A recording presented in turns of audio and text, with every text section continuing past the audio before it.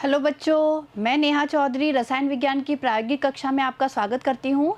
देखिए बच्चों, हम लोग क्षारीय मूलकों का गुणात्मक विश्लेषण पढ़ रहे थे और जिसमें हम लोग शून्य समूह के बारे में, प्रथम समूह के बारे में और द्वितीय समूह में जो लैड धनायन है उसके बारे में पढ़ चुके थे। यानी किस तरीके से द्वितीय समूह में जो लैड धनायन है Pb2+ उसका विश्लेषण किया जाता है वो हम पढ़ चुके थे। और देखिए बच्चों, आज हम लोग बात करेंगे जो द्वितीय समूह है उसमें उपस्थित कॉपर और आर्सेनिक का किस तरीके से विश्लेषण किया जाता है। तो देखिए ध्यान दीजिएगा बच्चों, उद्देश्य देखिए हमारा उद्देश्य क्या हो गया, दिए गए दो अकार्बनिक लवणों में कॉपर धनायन एवं आर्सेनिक धनायन की पहचान करना। तो देखिए हमारा उद्देश्य क्या हो गया कि हमें दो अकार्बनिक लवण दिए गए हैं और उनमें हमें कॉपर धनायन और आर्सेनिक धनायन की क्या करनी है, पहचान करनी है। और देखिए आवश्यक सामग्री देखिए बच्चों, परख नलियाँ, परख नली होल्डर, परख नली स्टैंड, क्वथन नली, आवश्यक अभिकर्मक एवं कांच की छड़। क्लियर है?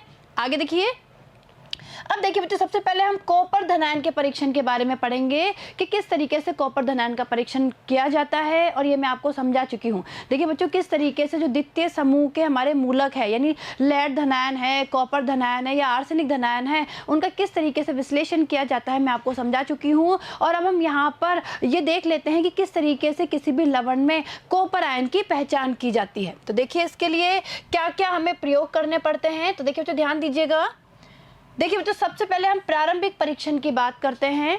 देखिए इसमें क्या करते हैं, लवण के मूल विलयन में HCl डालने पर हम क्या करते हैं, लवण का मूल विलयन लेते हैं और उसमें HCl डालते हैं। देखिए क्या होता है, कोई अवक्षेप नहीं आता है, यानी हमारा प्रथम समूह क्या हो गया, अनुपस्थित। अब देखिए बच्चों, मैंने आपको पहले भी बताया था कि जो ये हम विश्लेषण करते हैं ये क्रमबद्ध करते हैं। यानी कहने का मतलब है कि हम यहाँ पे डायरेक्ट ही कॉपर का परीक्षण नहीं करेंगे, कॉपर धनायन का टेस्ट नहीं लगाएंगे। सबसे पहले हमें ये बताना पड़ेगा कि वहाँ पे प्राथमिक समूह यानी जो पहला समूह है वो क्या है, अनुपस्थित है। उसके बाद में हमें द्वितीय समूह के बारे में बताना पड़ेगा कि हाँ द्वितीय समूह उपस्थित है और द्वितीय समूह में भी क्या उपस्थित है, कॉपर धनायन। तो इस तरीके से हम क्या करते हैं, सीक्वेंस में ये सारी टेस्टिंग करते हैं। तो देखिए दूसरा क्या है, देखिए उपरोक्त विलयन में जल मिलाकर गर्म करते हैं, फिर H2S गैस प्रवाहित करने पर। अब देखिए बच्चों क्या करते हैं, भाई जो उपरोक्त विलयन है, भाई हमने क्या देखा कि हमारा प्राथमिक समूह तो अनुपस्थित है। अब हम क्या करते हैं, जो ये उपरोक्त विलयन है इसमें जल मिलाते हैं, गर्म करते हैं और हाइड्रोजन सल्फाइड गैस को इसमें प्रवाहित करते हैं। देखिए क्या होगा, काला अवक्षेप आता है जो पीले अमोनियम सल्फाइड में अविलेय रहता है। समझे यहाँ पर कि भाई काला अवक्षेप आता है जो कि पीले अमोनियम सल्फाइड में क्या है, अविलेय। इसका मतलब क्या हुआ, द्वितीय समूह में देखिए तो समझिए द्वितीय समूह में Pb2+ एवं Cu2+ हो सकता है। यानी द्वितीय समूह का जो हमारा लेड धनायन है और कॉपर धनायन है वो हो सकता है। ठीक है, अब देखिए क्या करते हैं आगे, देखिए जो ध्यान से देखिएगा। अब देखिए अवक्षेप को तनु नाइट्रिक अम्ल में घोलने के बाद कुछ बूंदे अल्कोहल की और तनु H2SO4 की मिलाने पर, अब हम क्या करते हैं कि जो ये काला अवक्षेप आया है इस अवक्षेप को हम क्या करते हैं, तनु नाइट्रिक अम्ल में घोलते हैं। उसके बाद कुछ बूंदे अल्कोहल की मिलाते हैं और कुछ बूंदे यहाँ पे हम किसकी मिलाते हैं, तनु H2SO4 की। और अब देखिए अब कोई अवक्षेप नहीं आता है, यानी अगर हमारा कोई भी अवक्षेप नहीं आता है इसका मतलब हमारा जो कॉपर धनायन है वो हो सकता है। तो देखिए बच्चों हमें यहाँ क्या पता लगा, भाई यहाँ तक हमें ये पता लगा कि प्रथम समूह अनुपस्थित है और द्वितीय समूह में कॉपर धनायन हो सकता है। अब हम इसका क्या करेंगे, निश्चयात्मक परीक्षण करेंगे। तो देखिए इसका निश्चयात्मक परीक्षण देखिए बच्चों किस तरीके से होता है।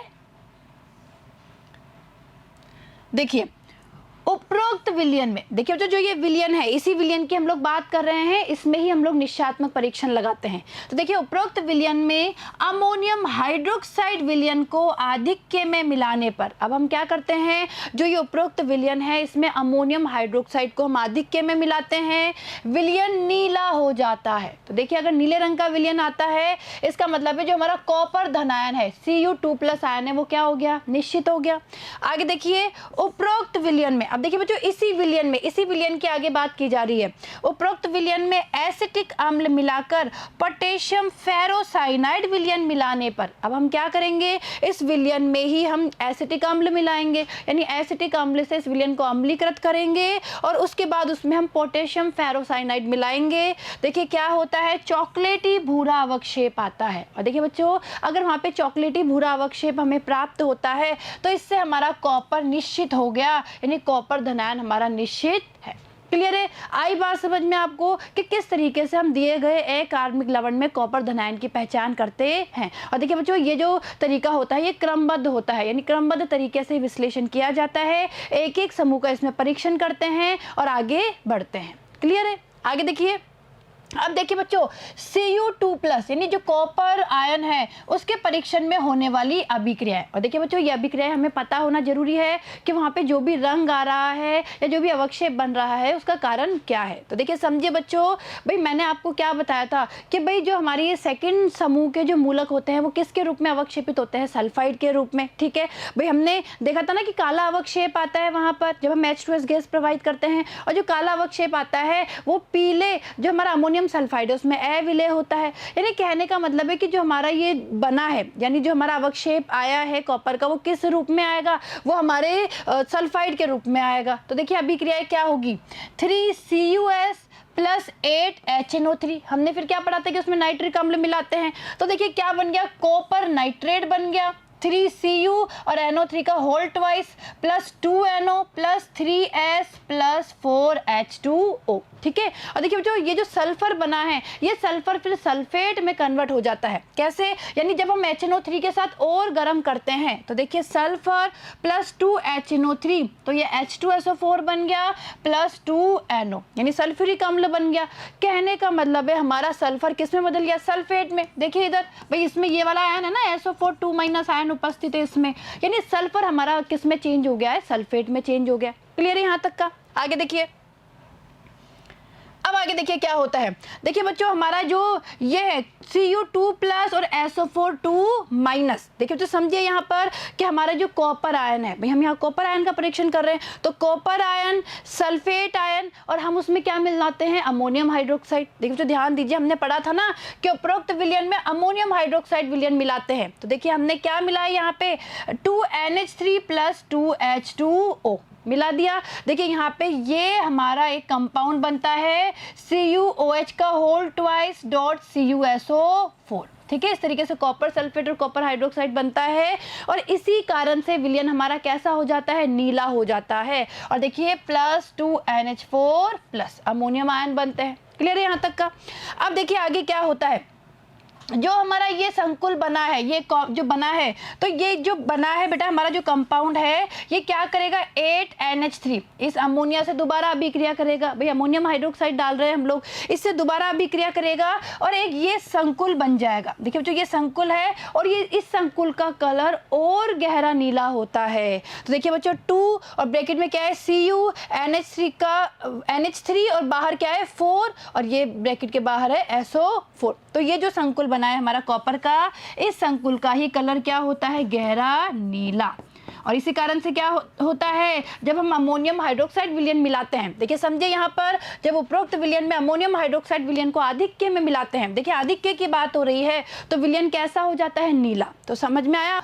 इस तरीके से ये कंपाउंड बनता है। देखिए ये कंपाउंड बनता है, और देखिए ये जो कंपाउंड है ये क्या करेगा, अब हम अमोनिया से अभिक्रिया करेगा, क्योंकि हम क्या कर रहे हैं, अमोनियम हाइड्रोक्साइड को आधिक्य में डाल रहे हैं। तो क्या होगा, ये जो कंपाउंड है ये हमारा क्या करेगा, अमोनिया से अभिक्रिया करेगा, और देखिए ये संकुल बनेगा, और इस संकुल के कारण ही कैसा रंग प्राप्त होता है, गहरा नीला। यानी ये कॉपर का हमारा एक संकुल बनता है। ठीक है बच्चों, और देखिए ये संकुल हमारा क्या है, अगर हम ध्यान से देखेंगे तो इस संकुल का नाम हमारा क्या है, टेट्राएमीन कॉपर। देखिए टेट्राएमीन कॉपर सल्फेट हमारा संकुल है, और अगर कॉपर की बात की जाए तो कॉपर यहाँ पे जो ऑक्सीकरण अवस्था है कॉपर की वो सेकंड है, यानी क्या हो गया, इसका नाम क्या हो गया, हेक्साएमीन कॉपर सेकंड सल्फेट। ठीक है, तो इस संकुल का क्या होता है, निर्माण होता है। क्लियर है। अब आगे देखिए बच्चों, अब हम क्या करते हैं, उपरोक्त विलयन में एसिटिक अम्ल मिलाते हैं। देखिए भाई, उपरोक्त विलयन में हम एसिटिक अम्ल मिलाएंगे, यानी इसी विलयन में हमने क्या मिलाया, एसिटिक अम्ल। तो देखिए ये जो हमारा संकुल बना था, देखिए बच्चों ये जो संकुल बना था जिसके कारण गहरा नीला रंग आता है,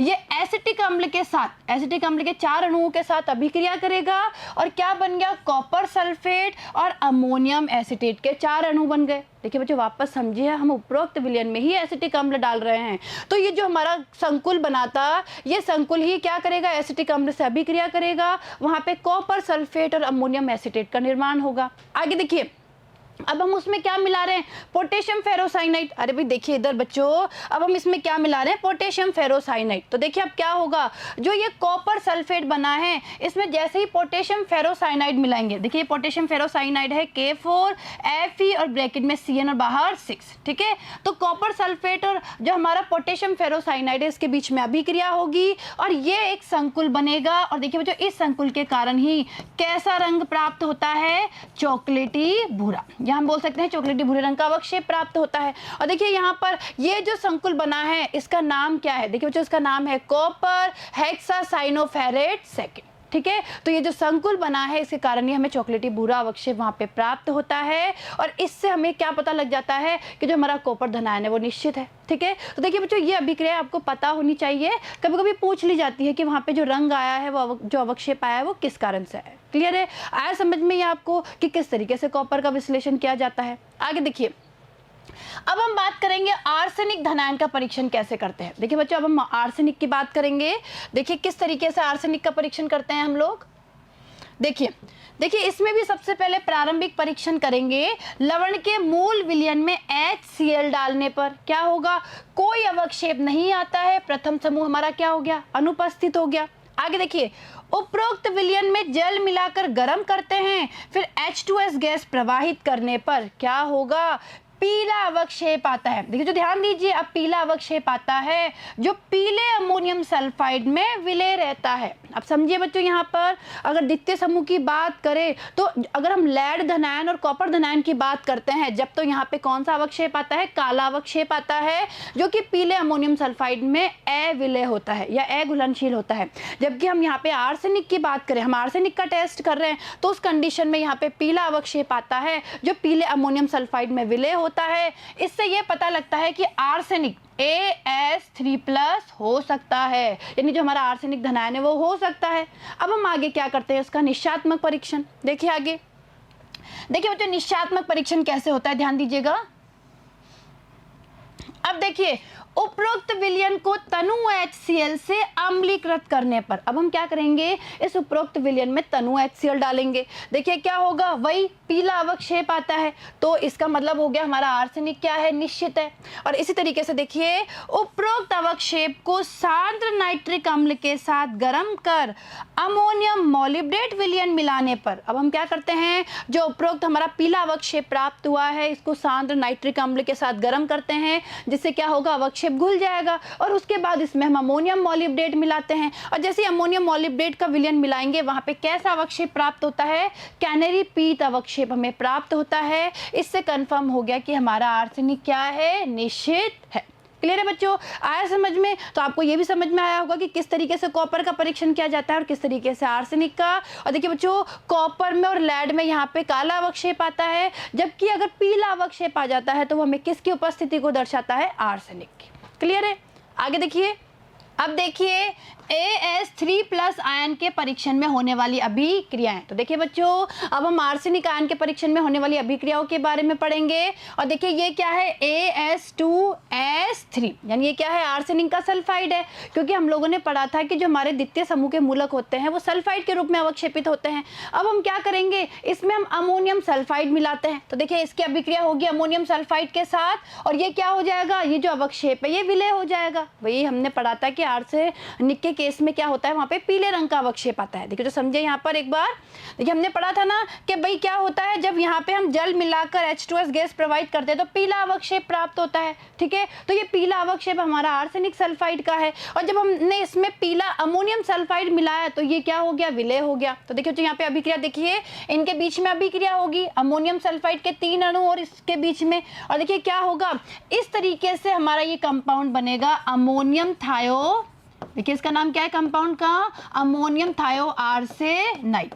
यानी इस रूप में हमारा जो ये है, जो हमारा ये सल्फाइड अवक्षेपित हुआ है, जो अवक्षेप है वो क्या हो जाएगा, विलय हो जाएगा हमारे अमोनियम सल्फाइड में। ठीक है बच्चों, तो देखिए ये हमारा क्या बन गया, अमोनियम थायो आर्सेनाइड और सल्फर बन गया। क्लियर है। अब आगे देखिए, अब हम क्या करते हैं, इसमें HCl डालते हैं। देखिए तो समझिए यहाँ पर, अब हम क्या करते हैं, उपरोक्त विलयन को तनु HCl से अम्लीकृत करते हैं, पीला अवक्षेप आता है। तो देखिए बच्चों समझिए, हम क्या कर रहे हैं, इस विलयन में यानी जिसमें अमोनियम थायो आर्सेनाइड बना है, इसमें HCl डाल रहे हैं, तो इनके बीच में अभिक्रिया होगी, और देखिए ये क्या बन गया, ये बन गया हमारा आर्सेनिक पेंटासल्फाइड। पेंटासल्फाइड बन गया ना आर्सेनिक का, और इसके कारण देखिए कैसा अवक्षेप आता है, पीला अवक्षेप आता है। ठीक है, पीला अवक्षेप आता है इसके कारण। साथ में देखिए 3H2S + 6NH4Cl, यानी हाइड्रोजन सल्फाइड के 3 अणु और 6 अमोनियम क्लोराइड के अणु बन गए। क्लियर है यहाँ तक का। अब आगे देखिए, अब आगे हम क्या करते हैं कि जो अवक्षेप आया है पीला अवक्षेप, उसे HNO3 के साथ हम गर्म करते हैं। तो देखिए जो यहाँ पे क्या अभिक्रिया होगी, 3AS2S5, यानी जो हमारा ये पीला अवक्षेप आया है, ये इसकी अभिक्रिया होगी 10HNO3 के साथ और 4H2O के साथ में, और देखिए इस तरीके से आर्सेनिक अम्ल बनेगा। देखिए इसे क्या बोलते हैं, आर्सेनिक अम्ल। समझिए बच्चों, देखिए आर्सेनिक अम्ल बन गया 6H3ASO4 + 10NO + 15S। ठीक है, देखिए बच्चों ये मैंने आपको बताया था। इधर देखिए भाई, उपरोक्त अवक्षेप को, जो पीला अवक्षेप आया है, उसको हम सांद्र नाइट्रिक अम्ल के साथ गर्म करते हैं। ठीक है, और उसके बाद अमोनियम मॉलिब्डेट मिलाते हैं। तो देखिए बच्चों अब हम क्या करेंगे, ये जो बन गया है कंपाउंड, इसमें अमोनियम मॉलिब्डेट मिलाएंगे। तो देखिए कैसे अभिक्रिया होगी, ये आर्सेनिक अम्ल, ये अमोनियम मॉलिब्डेट है, 12 अणु अमोनियम मॉलिब्डेट के और 21 अणु HNO3 के आपस में अभिक्रिया करेंगे। और देखिए बच्चों इस तरीके से ये हमारा संकुल बनेगा, जिसके कारण कैनरी पीत जो कलर है, ये हम बोल सकते हैं कैनरी पीत अवक्षेप आता है। कैसा आता है, कैनरी पीत। और देखिए बच्चों ये जो हमारा बना है, संकुल बना है, यानी इसको हम क्या बोल सकते हैं, अमोनियम आर्सेनिक मॉलिब्डेट। इसे हम क्या बोल सकते हैं, अमोनियम आर्सेनिक मॉलिब्डेट। ठीक है, तो इसके कारण कैनरी पीत अवक्षेप आता है। साथ में देखिए 21 NH4NO3 और 12 H2O। क्लियर है, तो ये हमारी आर्सेनिक की अभिक्रियाएं हो गई। और देखिए जो ये अभिक्रिया इसलिए पता होनी चाहिए ताकि हमें ये पता रहे कि किस कारण से कोई भी कलर या अवक्षेप आता है। क्लियर है बच्चों। आगे देखिए, अब देखिए परिणाम क्या होगा हमारा, भाई परिणाम ये होगा कि दिए गए प्रथम लवण में धनायन कॉपर आयन Cu2+ तथा द्वितीय लवण में आर्सेनिक आयन AS3+ उपस्थित है। ठीक है, तो देखिए बच्चों ये चीज़ आपको समझ में आई होगी कि किस तरीके से कॉपर का और आर्सेनिक का परीक्षण किया जाता है। तो देखिए अब हम लैब में चलते हैं और लैब में दिए गए लवणों में हम कॉपर धनायन की और आर्सेनिक धनायन की पहचान करते हैं। क्लियर है बच्चों, तो चलिए लैब में।